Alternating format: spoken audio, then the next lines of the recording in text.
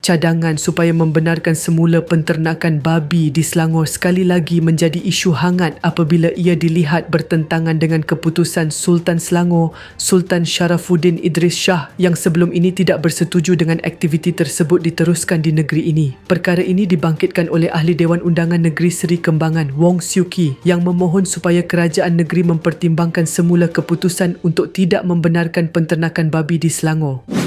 Menurut Siew Kee yang juga ahli DAP, beliau berpendapat bahawa penternakan babi tidak sepatutnya dipandang berbeza daripada penternakan haiwan lain kerana semua haiwan mempunyai potensi untuk menyebabkan risiko pencemaran dan masalah kesihatan yang serupa.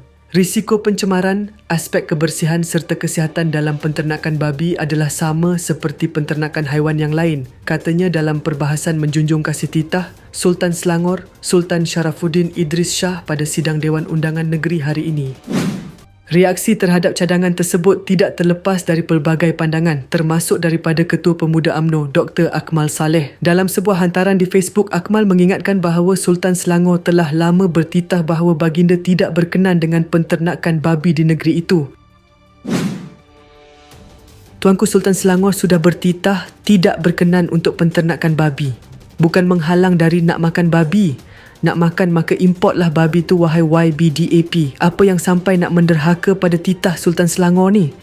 Apa kata ternak babi yang dikatakan baik tu di kawasan majoriti orang yang makan babi tersebut? Kalau setuju, jadikan kawasan rumah YB dahulu sebagai projek permulaan. Simple.